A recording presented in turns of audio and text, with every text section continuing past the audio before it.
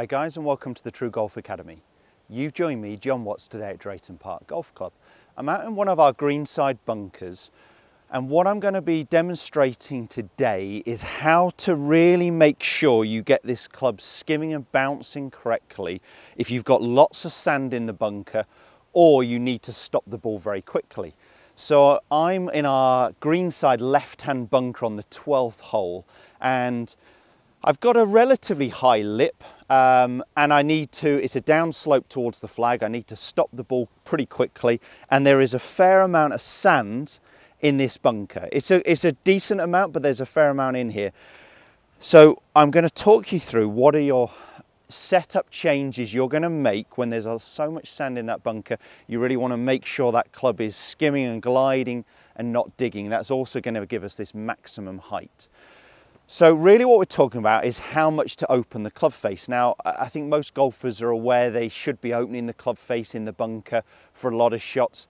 The times I'll play the club face squarer is if it's a plugged lie or it's a very, very bare lie, so very, no real sand under the ball. It might just be, it's a very wet, compact bunker. But when it's fluffy sand, when there's enough sand in there, you really want to use maximum loft, maximum bounce. And I get the golfers opening the club face, but never really enough in this situation when I really need to stop the ball quickly because I've short-sided myself, or as I said, because I've left a lot of sand in the bunker. So I've got a 58-degree club here with 10 degrees of bounce.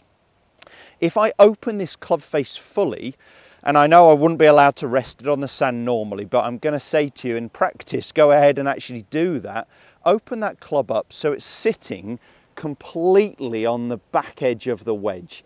Okay, yes, that means the leading edge is up in the air and it's sort of sitting an inch or so higher than the bottom edge.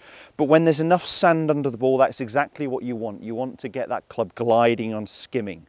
So let that club sit wide open. So I've gone from 58 degree to closer to 90 degrees. I've got to have 80 something on there without measuring it. The club face is pointing straight back up towards my face.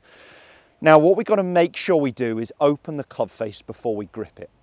If you find that awkward to do in the sand, then go out of the bunker, by all means. Open the club face up fully before you grip it, and then walk into the bunker already holding the golf club. What I want you to make sure of is 2 points. One, that we got that club face fully open, and two, that we get our trail hand, so for me as a right-handed golfer, my right hand sitting a little bit more on top of the golf club, so my palm is facing more downwards towards the ground. I don't want to start to see the palm facing upwards at all. So I much prefer, if I'm looking for maximum height, using the loft, using the bounce, to get this weaker right hand, this trail hand sitting more on top. So we're going to open the club face fully before we grip, and we're just going to try and feel like our trail hand sits a little bit more on top. That's really going to mean that the loft on the club face, is pointing back towards me the whole time. So the club face is pointing up towards my club face, still pointing at my face, still at my club face, sorry, the club face still at my face. And again, the club face still pointing back at me. So I'm really utilizing the loft. Let me go ahead and try and hit a couple. So I've marked out a target circle on the green. This is a pretty tough shot. This is only a 3-foot circle. So anywhere close to that, I'm really, really happy. Hopefully I won't hit my GoPro, but I just wanted to show from a slightly different angle. So I wouldn't change what I'm trying to do. I'm still aiming for around a couple of inches. I hear some golfers saying, well, when there's more sand, strike a little bit nearer the ball and things like that. The trouble is, I find, we're aiming for 2 inches, 5 centimeters behind. I don't meet many golfers good enough to hit that consistently. I think if you're using the loft and the bounce correctly, you'll get away with anywhere between 1 and 5 inches behind the golf ball. So we've got a larger margin for error, effectively.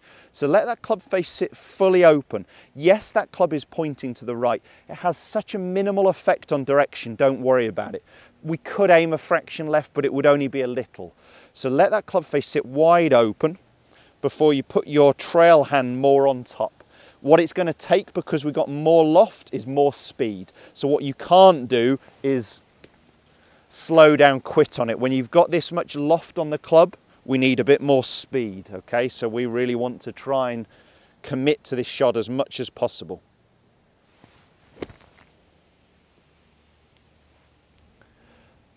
It's going to finish pretty close, right on the edge of the 3-foot circle.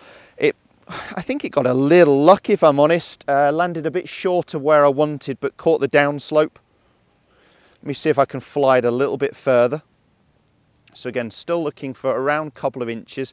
I think I hit a little bit more than that there. Let that club face sit wide open and get that trail hand more on top of the grip. That's really going to help me utilize the loft and the bounce. Let's give it a go. That was a better strike. It's actually going to come up a little short. It just stopped stone dead. But I really got lots and lots of height, lots and lots of stopping power on that one, which is exactly what I'm looking for. When you're short-siding yourself, when you've got to generate a lot of height, stop the ball quickly, or we've got loads of sand in that bunker, make sure you're opening that club face. I get golfers doing it, but they may be opening the club face by 5-10 degrees. I'm opening that club face by 30 degrees. Really turn that club face open, get it sitting so the club face is pointing way up. Initially, you'll probably find you come up short. What it will make you do is commit to it more. There's got to be a little bit more speed, a little bit more commitment through the shot when we got the club face that open. I know that's going to help you. Do post some comments and questions below. Let me know how you get on with it. If you did enjoy the content of this video, give us a thumbs up and do subscribe to the channel for all the other content every Monday, Wednesday and Friday at 5:30. Thanks guys, we'll see you soon.